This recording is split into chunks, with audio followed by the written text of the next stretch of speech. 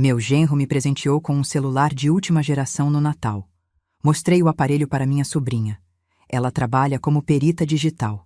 Mexeu naquilo por 3 minutos e empalideceu.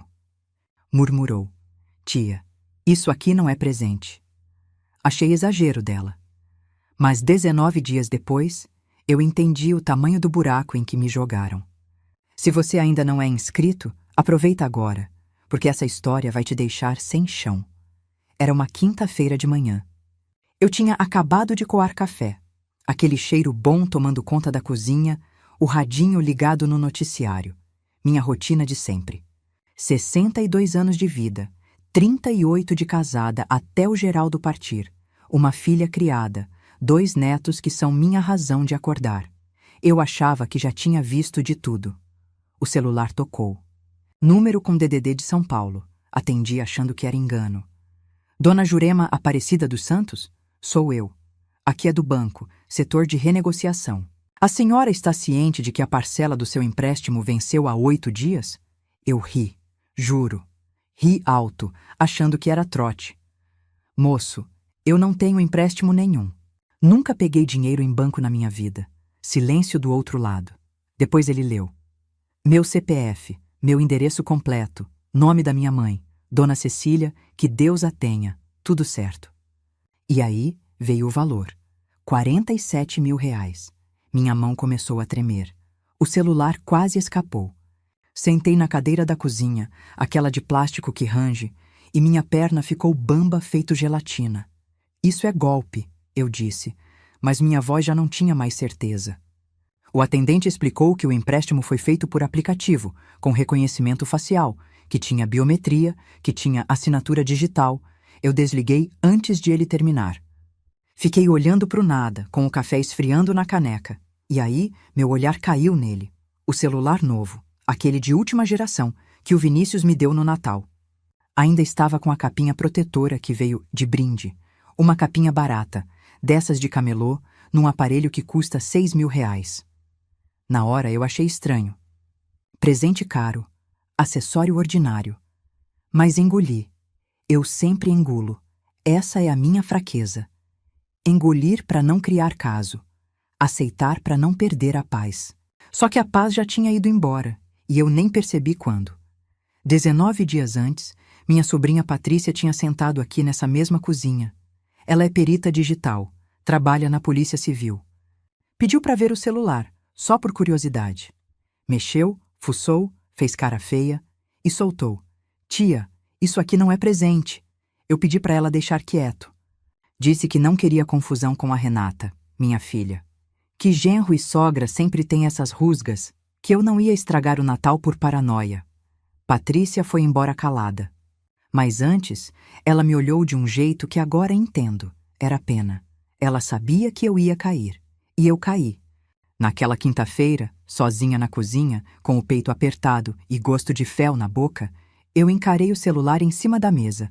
Aquele objeto bonito, brilhante, moderno, um presente de Natal. Do meu genro. Pro meu próprio nome ir parar numa dívida que eu nunca pedi. Eu não queria desconfiar da minha família. Eu só queria continuar sendo avó em paz, tomando café de manhã, vendo novela à noite.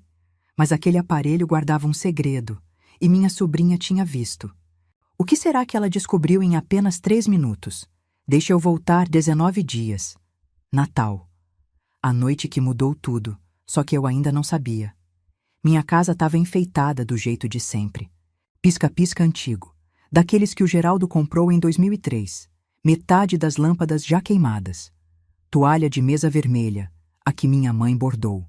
Rabanada no forno, peru temperado desde a véspera, farofa com bacon do jeito que meus netos gostam.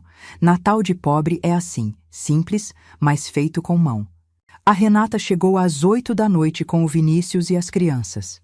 Meus netos, Pedro de 9 anos, Lívia de 6, vieram correndo me abraçar.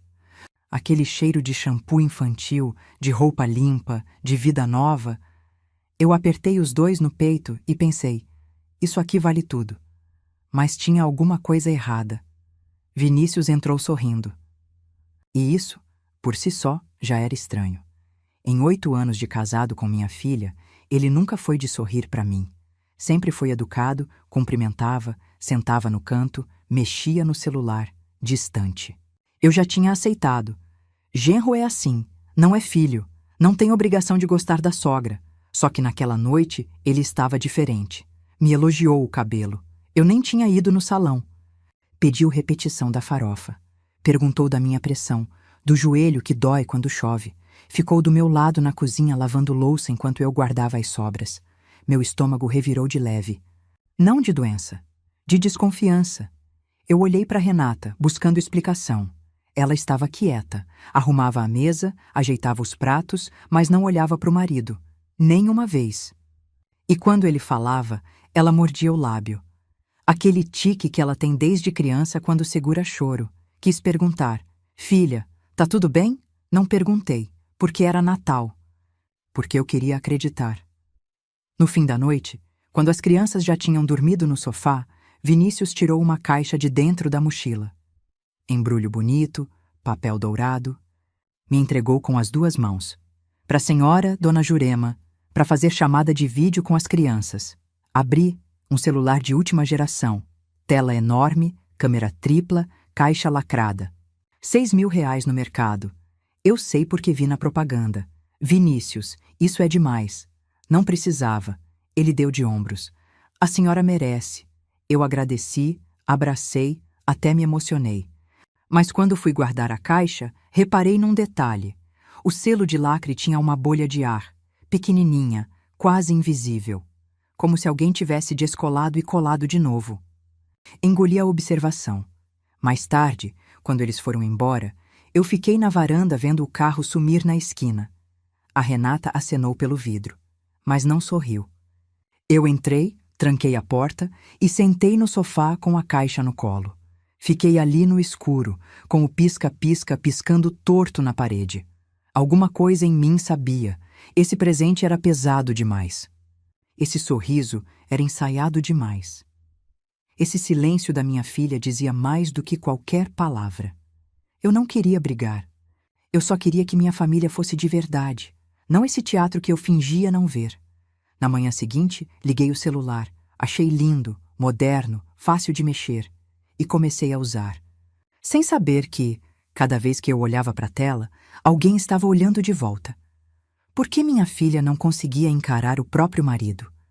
2 dias depois do Natal, minha sobrinha Patrícia apareceu sem avisar. Ela faz isso às vezes. Passa aqui depois do plantão, toma um café, desabafa da vida. Patrícia tem 29 anos, é filha da minha irmã Neide, que mora em Goiânia e liga pouco, então meio que adotei a menina. Quando ela passou no concurso da Polícia Civil, fui eu que comprei o terno da posse. Quando terminou o noivado ano passado, foi no meu sofá que ela chorou. Naquele dia, ela chegou com cara de cansada, olheira funda, cabelo preso de qualquer jeito. Sentou na cozinha enquanto eu esquentava o resto da rabanada. Tia, cadê o celular que o Vinícius te deu? Mostrei, toda orgulhosa. Tava até com capinha nova, uma que eu comprei na loja de R$ 1,99, porque aquela que veio junto era feia demais. Patrícia pegou o aparelho, pediu minha senha e começou a fuçar. Eu fiquei do lado, secando a louça, sem entender muito. Ela mexia rápido, abria telas que eu nem sabia que existiam. Configurações, aplicativos, processos em segundo plano. 3 minutos. Foi o tempo que levou. Ela parou. A mão ficou parada no ar e a cor sumiu do rosto dela. Tia, isso aqui não é presente. Minha barriga gelou. Larguei o pano de prato. Como assim? Patrícia me mostrou a tela. Tinha um aplicativo rodando escondido, sem ícone, sem nome visível. Só aparecia na lista de processos ativos. Isso aqui está capturando sua biometria facial. Toda vez que a senhora desbloqueia o celular olhando para a tela, ele registra. E tem mais. Esse aparelho está vinculado a contas que não são suas. Eu não entendi direito. Biometria? Contas? Ela tentou explicar. Alguém configurou o celular antes de me dar. Colocou um programa que tira foto do meu rosto sem eu perceber. E essas fotos vão para algum lugar. Mas para quê? Perguntei, com a voz fina. Patrícia me olhou com aquele jeito sério que ela tem quando atende ocorrência grave. Para usar sua cara, tia, para fazer coisa em seu nome. O silêncio ficou pesado. Eu ouvia o relógio da sala batendo. Tum, tum, tum. Minha primeira reação foi negar. Patrícia, você tá exagerando. O Vinícius é metido, mas não é bandido. Isso deve ser coisa de fábrica? Configuração automática? Ela balançou a cabeça. Isso aqui foi instalado de propósito? Não vem de fábrica? Alguém abriu essa caixa, configurou e fechou de novo. Tia, me deixe investigar mais a fundo. Eu devia ter deixado, mas pensei na Renata, pensei nos meus netos. Pensei na ceia de Natal, no abraço do Pedro, no sorriso da Lívia. Pensei em tudo que eu podia perder se comprasse essa briga. Deixa quieto, Patrícia. Não quero confusão. Ela ficou em silêncio. Guardou o celular na minha mão, pegou a bolsa e foi embora. Na porta, ainda olhou para trás. Tinha pena no olho dela. E decepção. Eu fiquei parada na cozinha com o celular na mão. Aquele troço bonito, pesado, cheio de segredo. Eu sei que errei. Sei que devia ter escutado. Mas a gente que é mãe tem essa fraqueza. Prefere engolir vidro a ver a família rachar. Passei o resto da tarde fingindo que aquela conversa não tinha acontecido. E continuei usando o celular. Tirando foto, fazendo chamada de vídeo, desbloqueando com o rosto várias vezes por dia, alimentando a armadilha sem saber. Que tipo de conta estava vinculada àquele aparelho? E em nome de quem? Eu não dormi naquela noite. Fiquei girando na cama, suando frio, com a ligação do banco repetindo na cabeça. 47 mil reais. Reconhecimento facial. Assinatura digital. Às 6 da manhã, desisti de fingir que ia dormir. Levantei, tomei meu remédio de pressão com meio copo de água e fiquei sentada na beira da cama, esperando o banco abrir. Às 10 em ponto, eu estava na fila da agência. Tinha cheiro de ar-condicionado gelado e desespero. Uma senhora na minha frente reclamava de taxa. Um rapaz de boné conferia extrato no caixa eletrônico. Uma mãe tentava acalmar bebê no carrinho. Gente comum. Problema comum.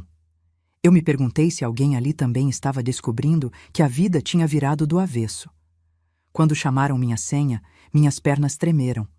Sentei na frente do gerente, um homem novo, de óculos, com cara de quem já ouviu todo tipo de história. Dona Jurema, a senhora fez 3 empréstimos com a gente nos últimos 40 dias. 3. Meu corpo inteiro ficou frio.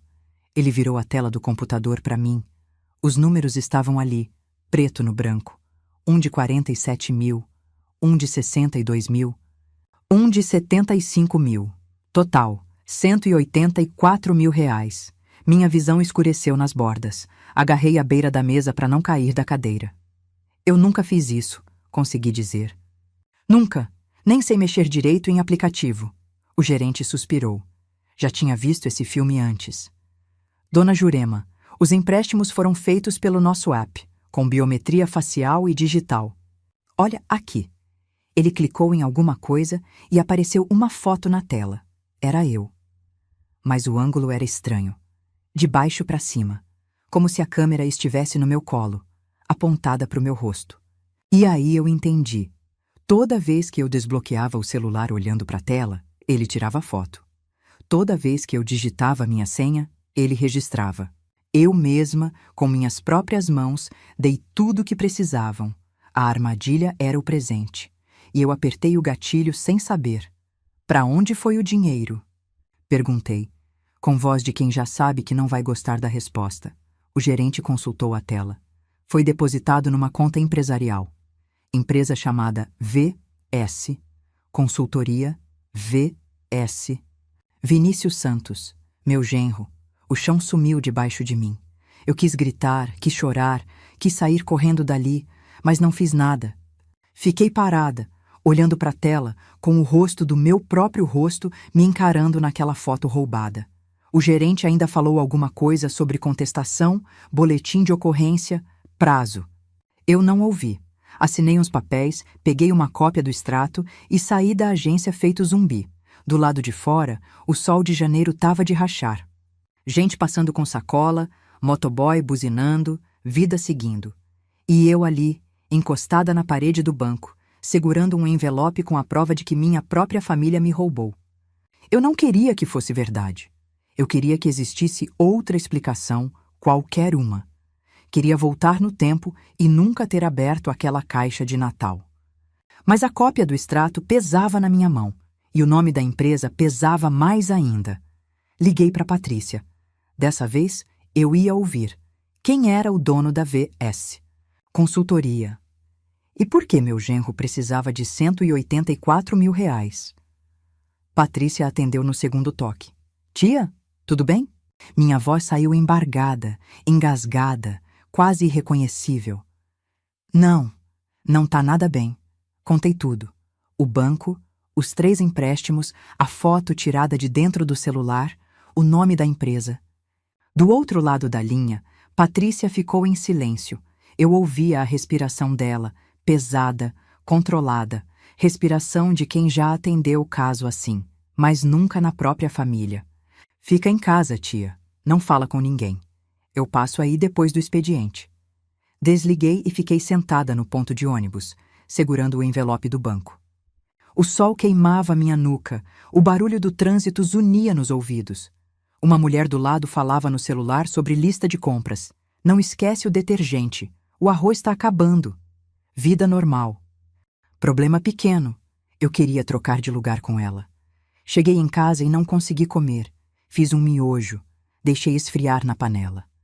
Tomei água, muita água, como se pudesse lavar aquele gosto amargo que não saía da boca. Deitei no sofá e fiquei olhando para o teto, contando as rachaduras no reboco. Às 7 da noite, Patrícia chegou com uma pasta debaixo do braço. Sentou na mesa da cozinha, abriu a pasta e espalhou os papéis. Eu vi logo que era coisa séria. Ela tinha passado a tarde pesquisando. Tia, AVS, consultoria foi aberta há 8 meses. Tá registrada no nome completo do Vinícius. Vinícius de Souza Santos. Não tem funcionário, não tem endereço comercial, não tem atividade declarada.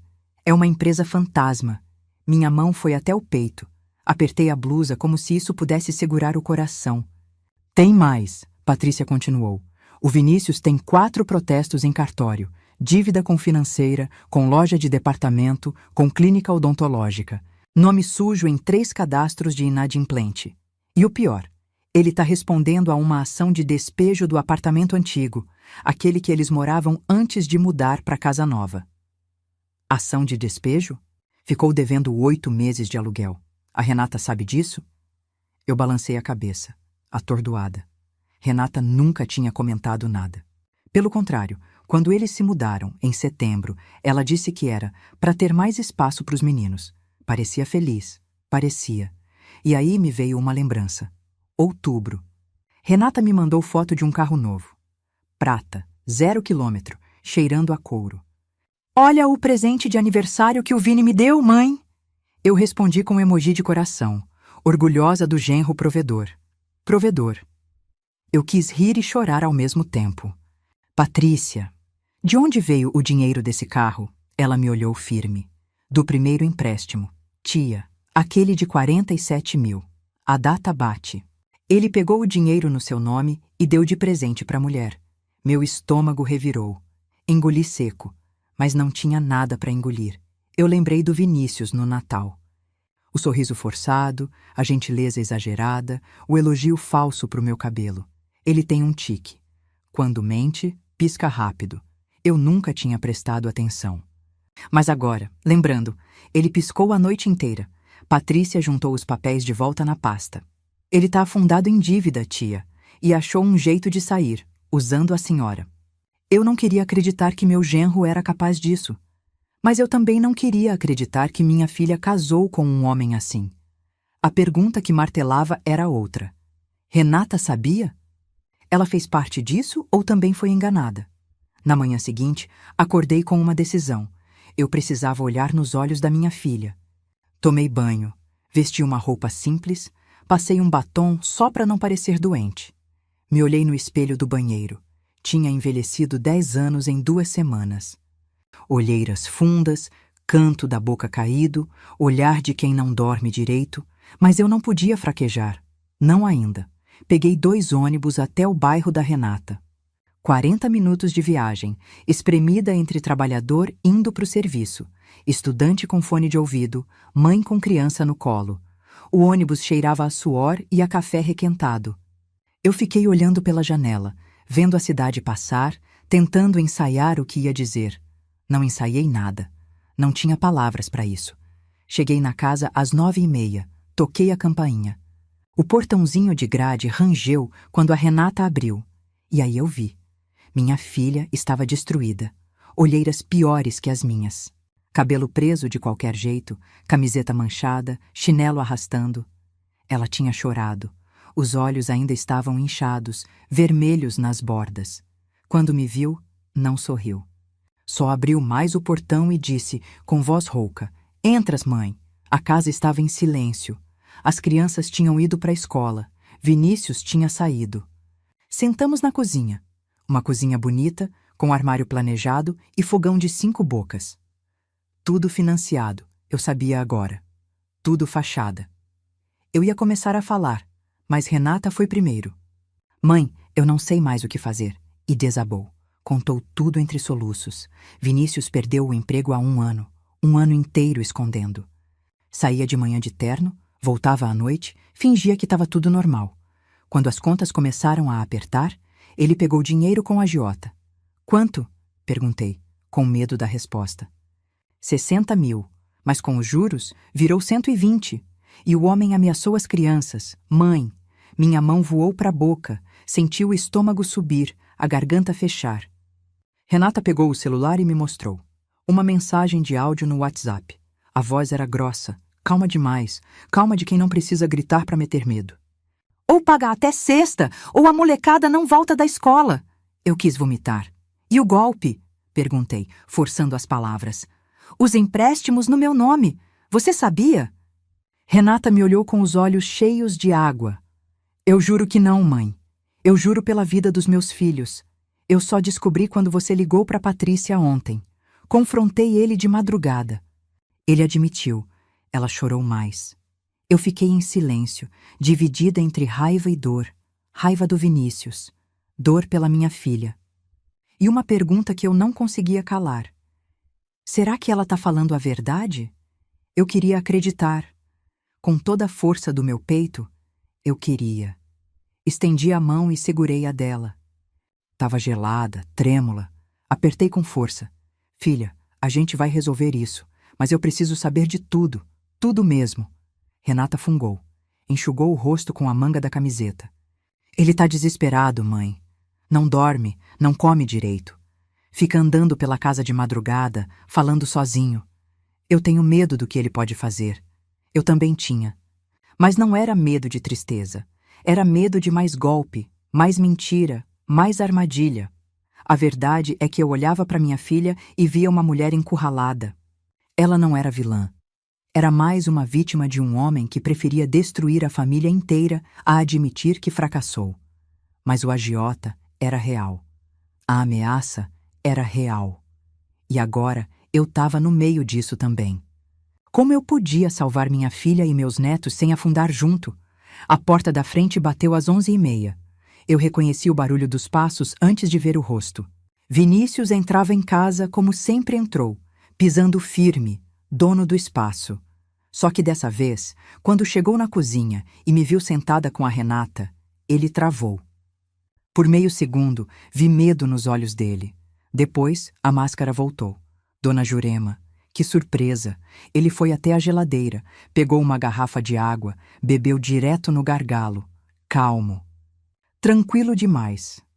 Eu conhecia esse tipo de calma. Era a calma de quem já ensaiou a mentira. "Senta aí, Vinícius", eu disse. "A gente precisa conversar." Ele sentou na ponta da mesa, longe de mim. Cruzou os braços, esperou. Eu tirei o envelope do banco da bolsa, coloquei na mesa, empurrei na direção dele. "Você me transformou numa criminosa." Ele nem olhou para o envelope.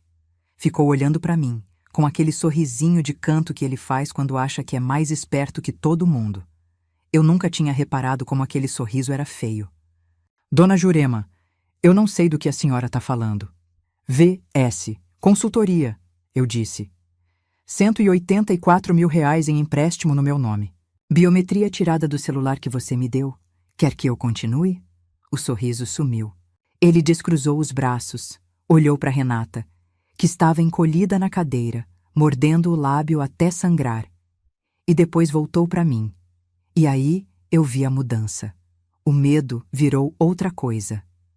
Virou cálculo. Tá bom, ele disse com voz baixa. A senhora descobriu. Parabéns.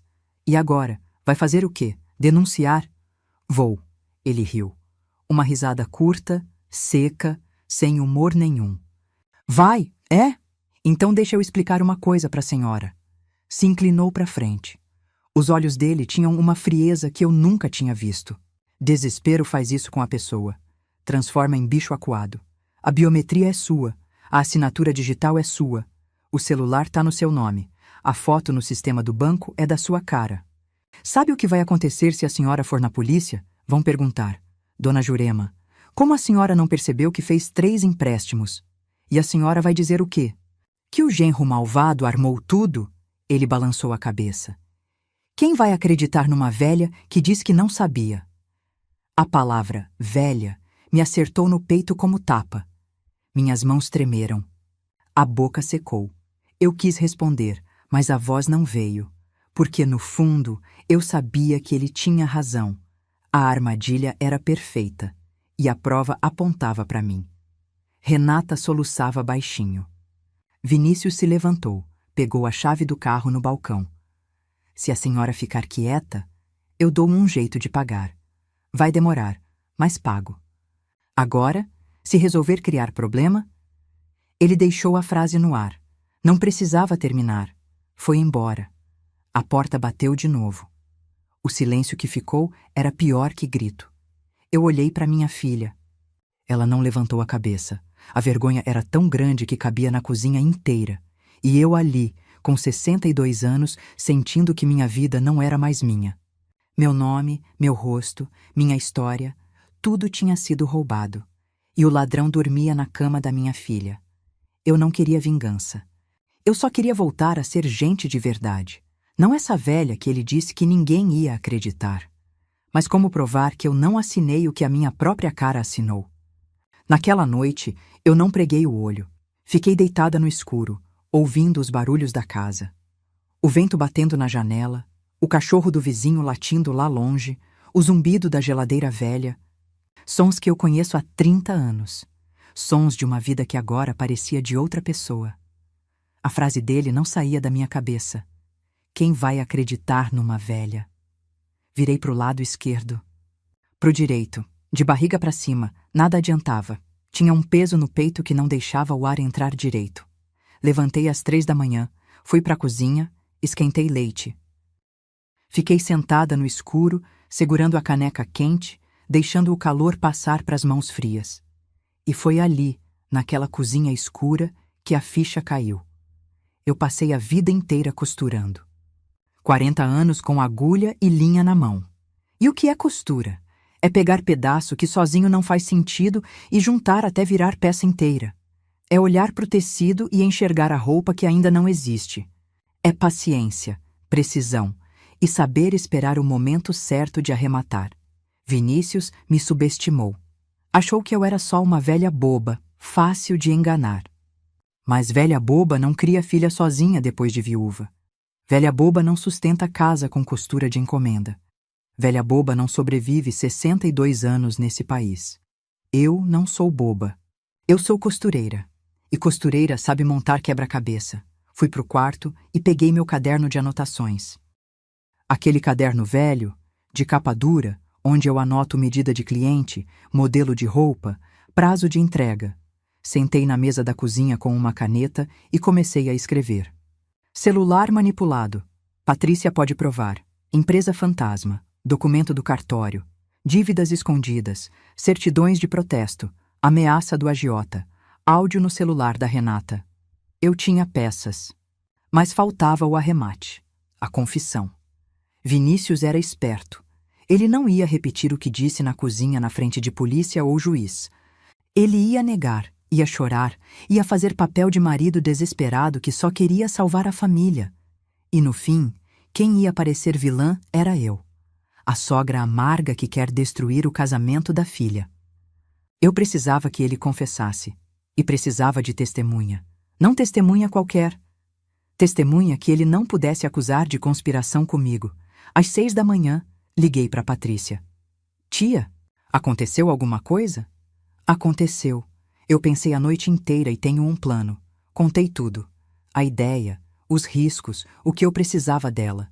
Do outro lado da linha, Patrícia ficou em silêncio por um tempo. Depois soltou um suspiro, mas não era suspiro de desânimo. Era de respeito. Tia, confissão gravada sem autorização judicial é frágil como prova. Eu sei. Por isso não quero gravação. Quero testemunha de carne e osso. Alguém que ele não espera.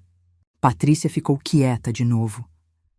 Eu ouvi ela engolindo café do outro lado. Quem a senhora tem em mente? Eu olhei para o caderno na minha frente. Tinha desenhado um vestido ali, sem perceber. Um vestido de festa, com saia rodada. E aí lembrei de uma coisa que a Renata me contou anos atrás. Vinícius tinha uma irmã, Débora. Os dois brigaram feio por causa de herança. Não se falam há 3 anos. A irmã dele, eu disse. Ela já foi passada para trás por ele uma vez. Talvez queira ver justiça. Patrícia soltou uma risada baixa, surpresa. A senhora é perigosa, dona Jurema. Eu sorri pela primeira vez em dias. Eu sou costureira, minha filha. A gente aprende a juntar retalho. Desliguei o telefone e fiquei olhando pela janela. O sol estava nascendo, pintando o céu de laranja e rosa. Lá fora, a vida acordava, passarinho cantando, vizinho arrastando lixeira, ônibus passando na rua de baixo. Eu tinha um plano. Agora precisava de uma aliada que odiasse Vinícius tanto quanto eu. Será que Débora ainda guardava mágoa suficiente para me ajudar? Passei a semana seguinte armando as peças. Primeiro, consegui o telefone da Débora com a Renata. Inventei que queria convidar da família toda para um almoço de domingo, fazer as pazes, unir as pontas. Renata estranhou, mas não desconfiou. Ela queria tanto acreditar que as coisas podiam voltar ao normal que aceitou qualquer esperança. Liguei para Débora numa terça-feira à noite. Ela atendeu desconfiada. Não me conhecia, só tinha me visto uma vez no casamento, há 8 anos. Mas quando eu disse que precisava conversar sobre o Vinícius, o tom dela mudou. A senhora é sogra dele, né? O que ele aprontou dessa vez? Essa vez. A palavra ficou no ar como confirmação. Marcamos um café na padaria perto da minha casa. Débora apareceu no dia seguinte. Mulher de 40 e poucos anos, cabelo curto, olhar duro. Sentou na minha frente, pediu um pingado e foi direto ao ponto. Pode falar. Eu sei do que meu irmão é capaz. Contei tudo. O celular, os empréstimos, a empresa fantasma, a ameaça. Débora ouviu em silêncio, mexendo o café com a colherinha. Quando terminei, ela largou a colher e me olhou com uma mistura de raiva e alívio. Dona Jurema, meu irmão falsificou minha assinatura para ficar com a parte maior da herança do meu pai. Eu perdi 70 mil reais e nunca consegui provar. Ela apertou a xícara com força. Se a senhora tiver um plano, eu tô dentro. Expliquei o que eu precisava, que ela viesse ao almoço de domingo, ficasse na cozinha e ouvisse. Só ouvisse. Quando chegasse a hora, ela ia saber o que fazer. Débora concordou sem pestanejar. No domingo, acordei às 5 da manhã. Fiz feira no dia anterior. Carne de panela, mandioca, arroz soltinho, salada de maionese. E, de sobremesa, pudim de leite, receita da mãe do Vinícius, que Deus a tenha. Renata me ensinou a fazer anos atrás. Disse que era a única coisa que deixava ele emocionado. Eu ia usar essa emoção contra ele. A casa ficou cheirando a comida boa desde cedo. Pus a toalha de mesa branca, os pratos que eram da minha mãe, os copos de vidro que só saem do armário em ocasião especial. Parecia almoço de paz. Era armadilha de guerra. Renata chegou ao meio-dia com as crianças. Vinícius veio junto, desconfiado. Olhou em volta, cumprimentou seco, sentou no sofá mexendo no celular. 15 minutos depois, a campainha tocou. Fui abrir. Era Débora. O rosto do Vinícius quando viu a irmã entrar na sala. Isso eu vou levar pro túmulo. Ele ficou branco. A mão que segurava o celular tremeu. Os olhos foram de mim para Débora, de Débora para Renata, procurando explicação. "O que ela está fazendo aqui?" Ele perguntou, voz travada. Eu sorri, calma como água de poço.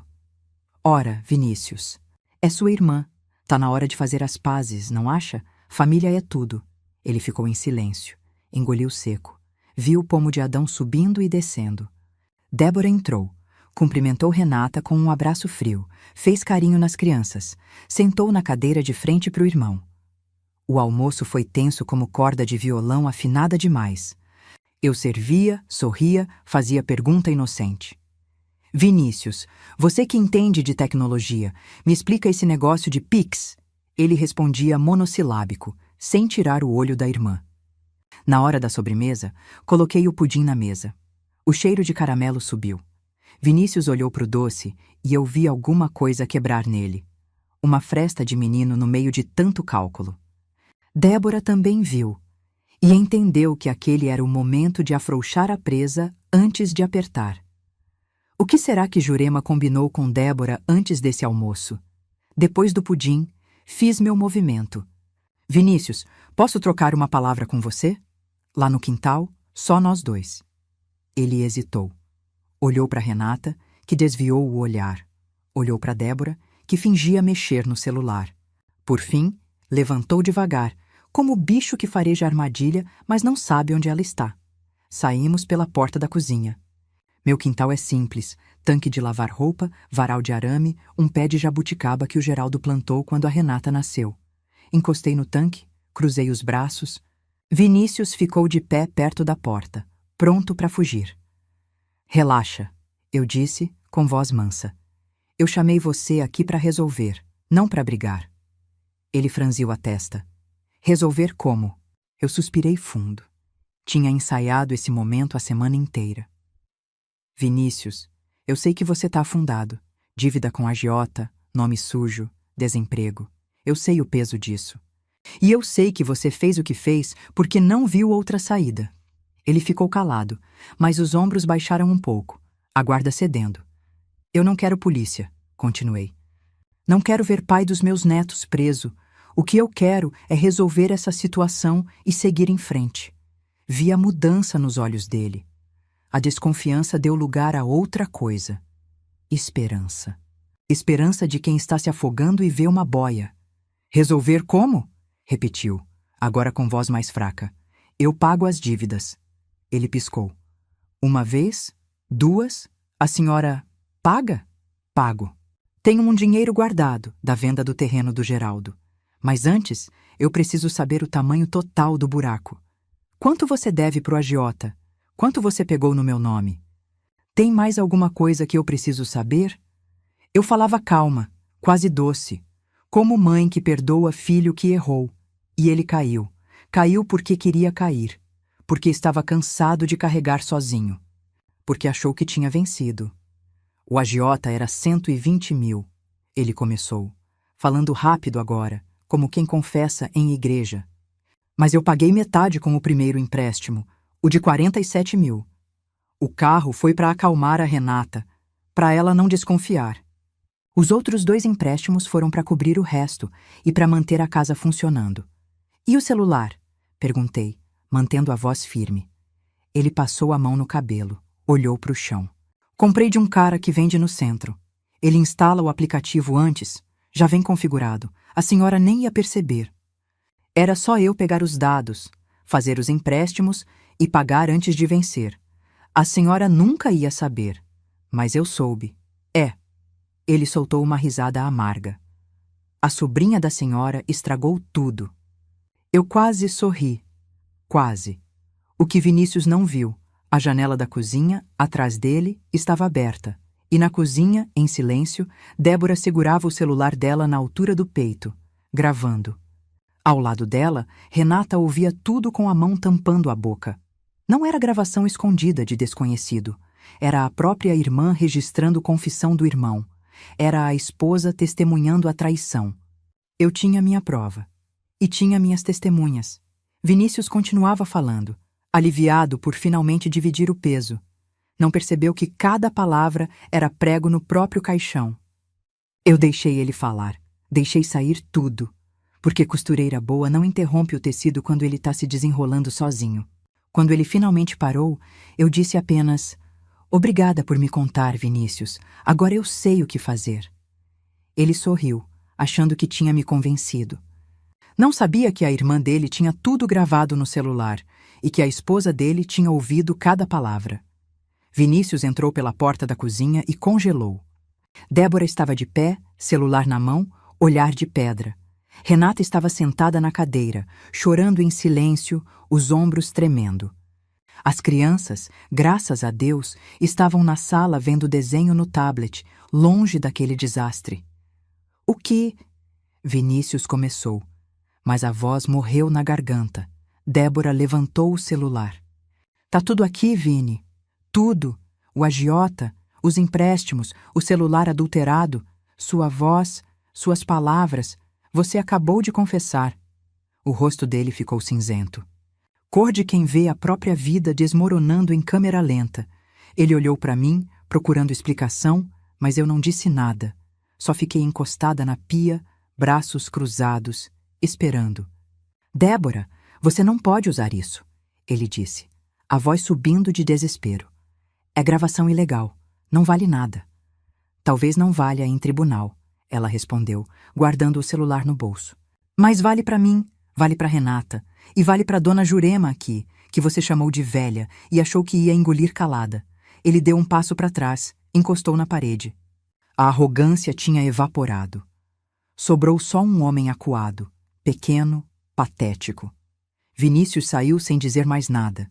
Pegou a chave do carro e foi embora, deixando a esposa e os filhos para trás. A porta da frente bateu tão forte que o quadro da sala tremeu. Ficamos as três em silêncio. Renata soluçava. Débora respirava fundo, controlando a raiva. Eu fui até o fogão e esquentei água para o café, porque é isso que a gente faz quando não sabe o que fazer. Ocupa as mãos. Enquanto a água fervia, Débora puxou uma cadeira e sentou pesado. "Dona Jurema, meu irmão sempre foi assim, desde moleque. Mentia para minha mãe, roubava troco do meu pai, colava na prova e botava a culpa nos outros.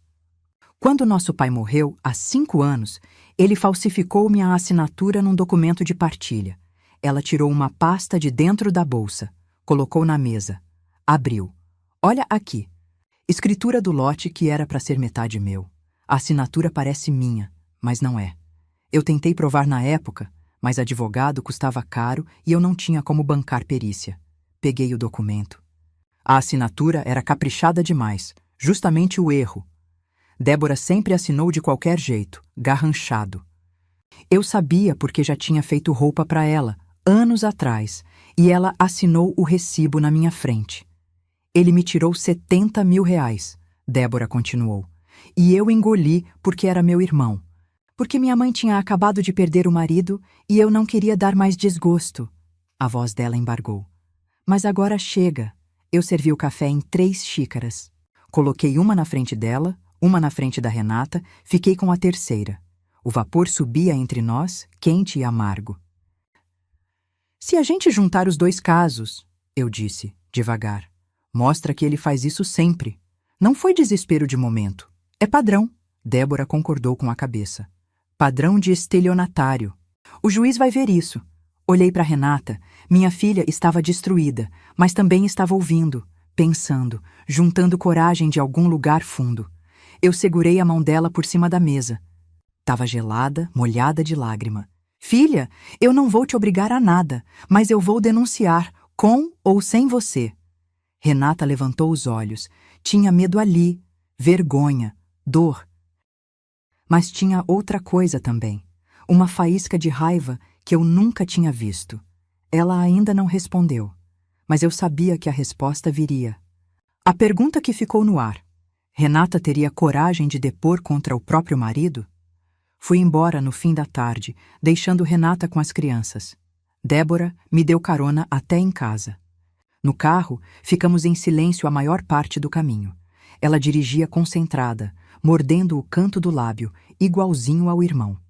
Sangue é sangue, mesmo quando a gente quer negar. Quando parou na frente do meu portão, ela disse: Dona Jurema, obrigada por me incluir nisso, por me dar chance de fazer alguma coisa.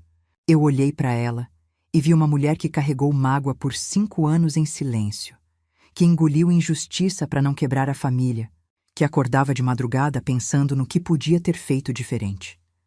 Eu conhecia esse peso. Era o mesmo que eu carregava agora. A gente se fala na delegacia, respondi. Cuida de você. Entrei em casa e o silêncio me abraçou.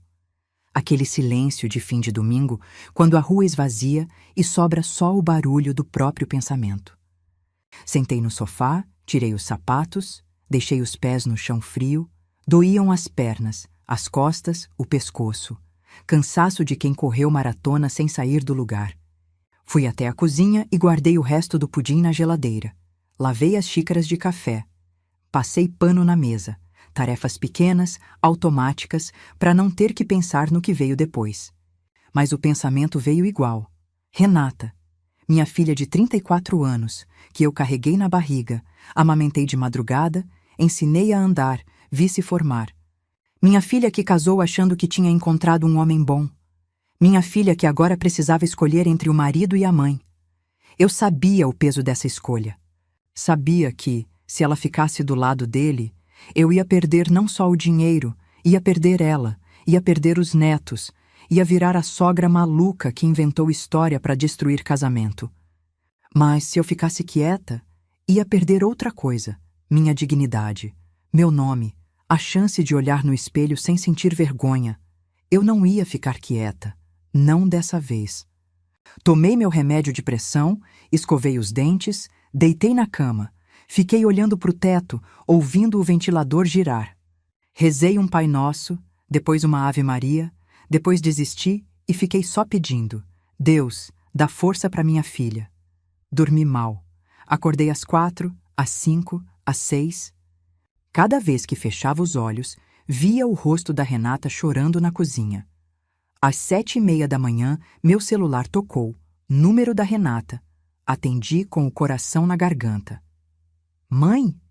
A voz dela estava rouca. Voz de quem chorou a noite inteira. Tô aqui, filha. Silêncio.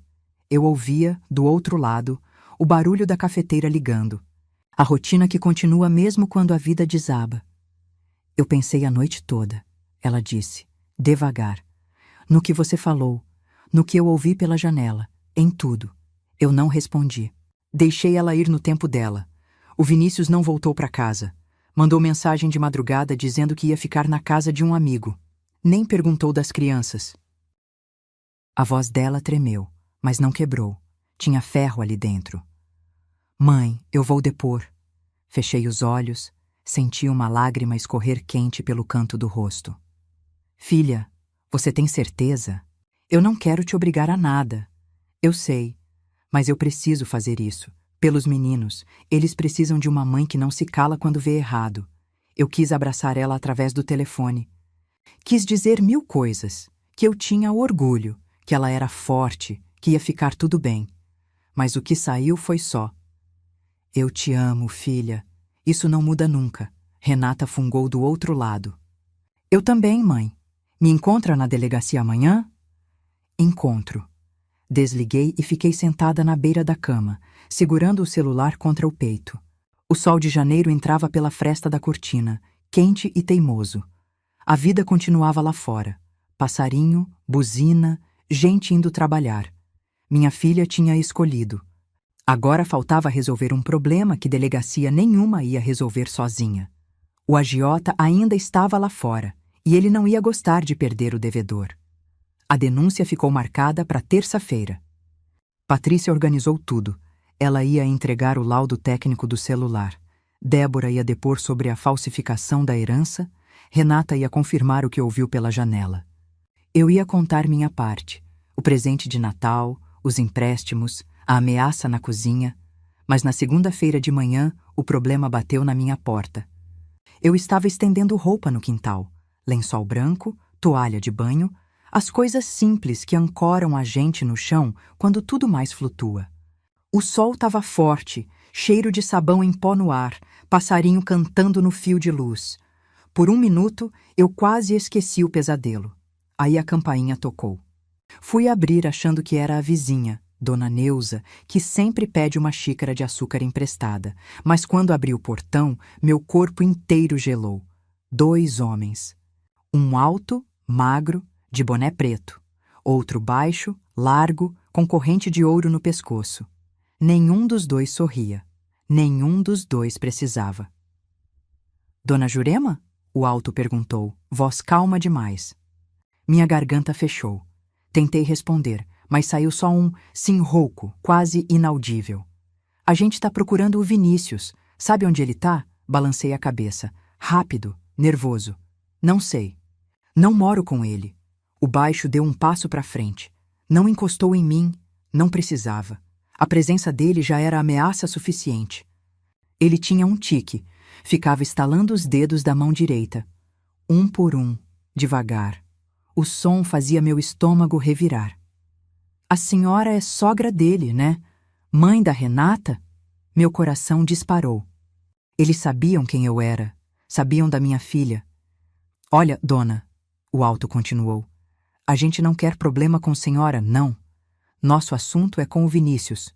Mas ele sumiu. E quando o devedor some, a gente precisa lembrar ele de que tem compromisso. Eles foram embora sem dizer mais nada. Entraram num carro prata estacionado na esquina e sumiram. Eu fiquei parada no portão, tremendo. As pernas bambearam tanto que tive que me segurar na grade para não cair. Fiquei ali uns 2 minutos, respirando fundo, tentando acalmar o peito. Quando consegui andar de volta para dentro, vi um bilhete no para-brisa do meu carro. Papel branco, dobrado ao meio. Abri com as mãos tremendo. Tinha um endereço escrito à caneta. Só isso. Mas eu reconheci o endereço. Era a escola dos meus netos. Minhas pernas cederam. Sentei no meio-fio, ali mesmo, na frente de casa, com o papel amassado na mão. Gente passando na rua, olhando estranho, achando que eu estava passando mal, e estava passando o maior mal da minha vida. Eu não queria polícia. Polícia demora, polícia faz boletim, polícia não fica na porta da escola. Eu precisava de solução agora. E aí me veio uma lembrança. Uma cliente antiga, Dona Zélia. Eu fiz o vestido de formatura da neta dela, há uns 4 anos. Vestido rosa claro, saia rodada, renda importada. A mulher pagou em dia e ainda me deu gorjeta. Dona Zélia é viúva de delegado. Delegado famoso na região, daqueles que todo mundo conhece e respeita. E, mais importante, Dona Zélia é sogra de alguém. Sogra do agiota. Eu sei porque ela me contou na prova do vestido. Reclamou do genro, disse que ele te mexia com coisa errada, que ela tinha vergonha, mas não podia fazer nada. Talvez agora ela pudesse. Peguei o celular e procurei o número nos contatos antigos. Achei. Disquei antes de perder a coragem. Dona Zélia? É a Jurema, a costureira. A senhora lembra de mim? Do outro lado, silêncio. Depois, uma voz de velha firme. Jurema do vestido da Clarinha? Claro que lembro. O que aconteceu? Eu respirei fundo. Ia apostar tudo numa relação de agulha e linha. Será que uma costureira consegue parar um agiota? Dona Zélia me recebeu no mesmo dia, às 4 da tarde. A casa dela ficava num bairro nobre da cidade, desses com rua arborizada, guarita na entrada, jardineiro cuidando da calçada. Eu fui de ônibus, desci 2 paradas antes para não chegar suada. Mesmo assim, quando toquei a campainha, minhas mãos estavam úmidas e frias. A empregada abriu. Me olhou de cima a baixo, desconfiada, mas quando eu disse meu nome, ela assentiu e me levou até a varanda dos fundos. Dona Zélia estava sentada numa cadeira de vime, tomando chá gelado. 71 anos, cabelo branco bem cortado, postura de quem nunca precisou se curvar para ninguém. Quando me viu, levantou devagar e estendeu a mão. Jurema, quanto tempo? Senta aqui comigo. Sentei na cadeira ao lado. A varanda dava para um jardim bonito, com piscina azul e pé de manga carregado. Um mundo diferente do meu quintal com tanque de cimento e varal de arame. Mas dor é dor em qualquer bairro, e Dona Zélia sabia disso.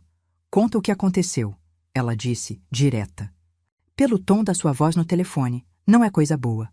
Contei tudo, sem enfeite, sem rodeio, o celular, os empréstimos, o genro golpista, a ameaça do agiota. Quando cheguei na parte do bilhete com o endereço da escola, minha voz falhou. Tive que parar, respirar, engolir o nó na garganta. Dona Zélia ouviu em silêncio. O rosto dela não mudou, mas eu vi a mão apertar o braço da cadeira quando mencionei as crianças. Esse agiota, ela disse, devagar. É o Mauro? Eu não sabia o nome. Descrevi o homem baixo, largo, corrente de ouro, tique de estalar os dedos. É o Mauro, ela confirmou. Meu genro. O ar ficou pesado entre nós. Dona Zélia olhou para o jardim, para o céu, para lugar nenhum. Minha filha casou com ele há 12 anos. Eu avisei, implorei, briguei. Não adiantou. Amor cego é assim. A gente só enxerga quando já está no fundo do poço. Ela suspirou. O Mauro não é assassino, Jurema. Ele é covarde. Ameaça, pressiona, mete medo. Mas nunca encostou a mão em ninguém. E as crianças? Perguntei, com voz fina. Meus netos? Ele não vai tocar nos seus netos. Eu vou garantir isso. Ela disse com tanta certeza que eu quase acreditei na hora. Quase. Como? Dona Zélia me olhou firme. O Mauro tem medo de uma coisa só nessa vida: perder a fachada de homem de bem. Ele frequenta a igreja comigo todo domingo. Cumprimenta o padre, dá esmola na saída, posa de genro exemplar. Se a comunidade souber o que ele faz de verdade, ele perde tudo. Clientela, respeito, casamento. Ela pegou o celular da mesa. Eu vou ligar para ele agora. Na sua frente, você vai ouvir. Meu coração acelerou. Dona Zélia discou. Colocou no viva voz. 2 toques, 3. Atendeu. Oi, a sogra. Tudo bem? A voz dele era diferente ao telefone. Mansa, respeitosa. Voz de genro comportado. Mauro, eu tô aqui com uma amiga minha, Dona Jurema. Você mandou uns rapazes na casa dela hoje de manhã. Silêncio do outro lado. Longo, pesado. A senhora conhece ela? Conheço. Fez o vestido de formatura da Clarinha. E agora você vai me ouvir bem. Essa mulher e a família dela estão fora do seu negócio. Se eu souber que você chegou perto dos netos dela, eu conto pro padre Antônio, pro seu Joaquim do Conselho e pra sua esposa o que você faz com esse dinheiro. Mais silêncio. Eu ouvia a respiração dele do outro lado, pesada, raivosa, contida. O Vinícius me deve 120 mil reais, Dona Zélia. Problema seu. Cobra dele, não da família. Estamos entendidos? Ele demorou para responder. Quando falou, a voz era de cachorro que abaixou a cabeça. Entendido. Dona Zélia desligou. Me olhou com um meio sorriso cansado. Pronto. Ele não vai mais incomodar. Eu quis chorar de alívio. Quis abraçar aquela mulher que eu mal conhecia, mas só consegui dizer: obrigada, obrigada de verdade. Ela segurou minha mão. A pele era fina, cheia de manchas de idade, mas o aperto era forte. A gente que é mãe e avó sabe, não existe nada mais perigoso do que mexer com nossos netos. Esse Vinícius vai pagar pelo que fez, mas não com o sangue das crianças. Saí daquela casa com o peito mais leve do que entrei. O agiota estava neutralizado.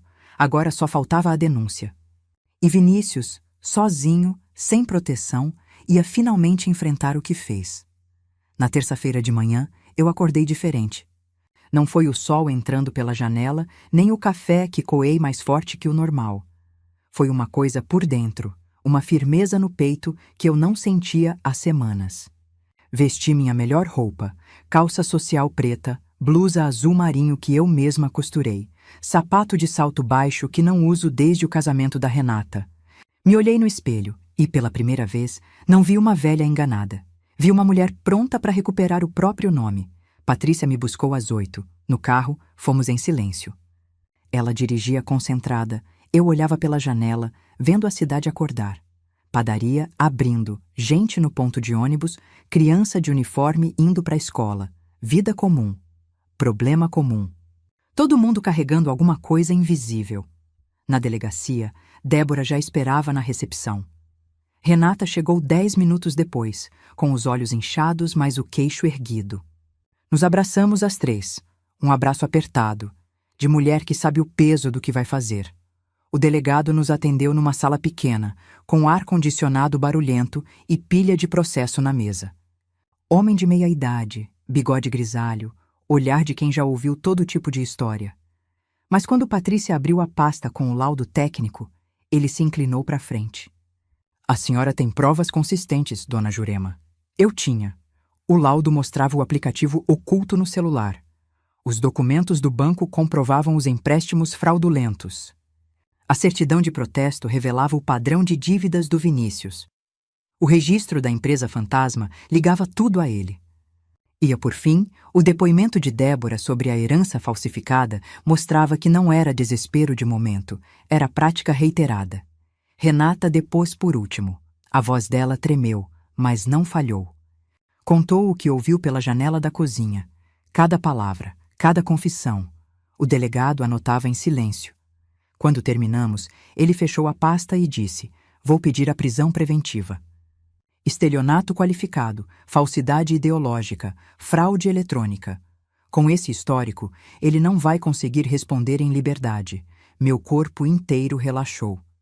Os ombros baixaram, a respiração soltou, os olhos arderam de lágrima contida. Eu apertei a mão de Renata, que chorava baixinho ao meu lado.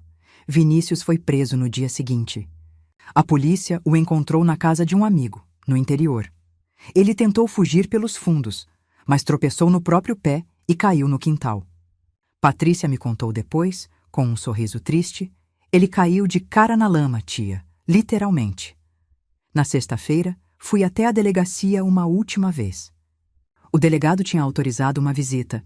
Eu pedi para falar com ele, não sei bem porquê, talvez para fechar o ciclo, talvez para ver com meus próprios olhos. Vinícius estava numa sala de espera, algemado, aguardando transferência. Quando me viu entrar, ele levantou a cabeça. Tinha olheira funda, barba por fazer, roupa amassada. O homem que achava que ia me enganar para sempre. Não gritei, não xinguei, não chorei. Só abri a bolsa, tirei o celular de última geração, aquele que ele me deu no Natal, e coloquei na mesa entre nós. "Você me deu um presente", eu disse com voz firme. "Eu tô devolvendo." Ele não respondeu. Ficou olhando para o celular como se fosse uma cobra. Eu virei as costas e saí. Não olhei para trás. Do lado de fora da delegacia, o sol de janeiro batia forte. Renata me esperava no banco da praça, com Pedro e Lívia do lado. Quando me viram, os dois vieram correndo. "Vó, vó!" Me abaixei e abracei os dois com força.